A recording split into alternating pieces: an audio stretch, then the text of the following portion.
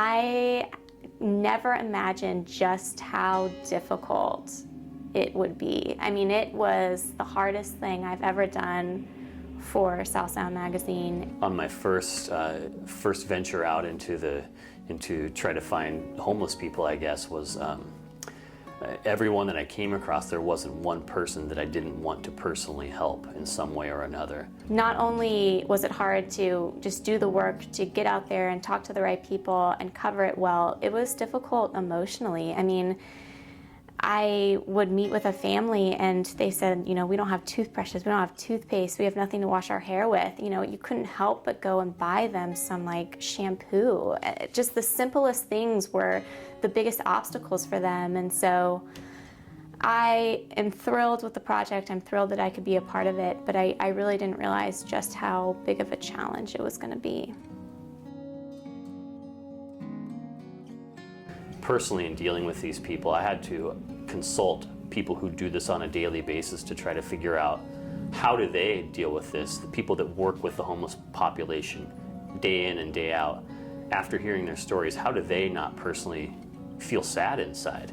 At one point, I was interviewing this woman, Katie, who's in the collection of stories, and I said, why talk to me? Why even share your story? I mean, this is a woman who has been through 4 years of abuse, through 2 pregnancies, and she said, you know, if I don't talk about it, it eats me up. And I remember thinking, wow, this is why we're doing this. This is why we're sharing these stories, because as a community, we need to talk about these issues or they're gonna start to eat us up, and it's gonna start to affect who we are as neighbors. And I think it's really important to tell these stories that were often very difficult to find. Different agencies see it differently. Different agencies think of it, define it differently. The school, for example, defines it differently than the Department of Housing and Urban Development. So you can't compare apples to apples when you're looking at the subject of homelessness. There's not just one number that you can grab and say, there are 2,312 homeless people in Pierce County, because that might be the number for this agency, but the school may see it differently. So to try to figure out who to talk to and to compare the 2 definitions and to find common ground there that you could relate to the reader was kind of a difficult matter for me.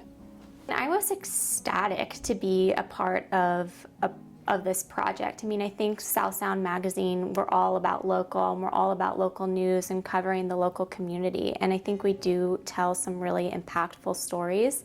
But this assignment was going to be different. This was going to be hard-hitting, investigative reporting about a really crucial issue in our community. I mean, we're talking about families who are going through homelessness, poverty, and I was thrilled to be a part of something that I thought could really affect us as a whole, and get people talking about something that I think is really crucial to Pierce County.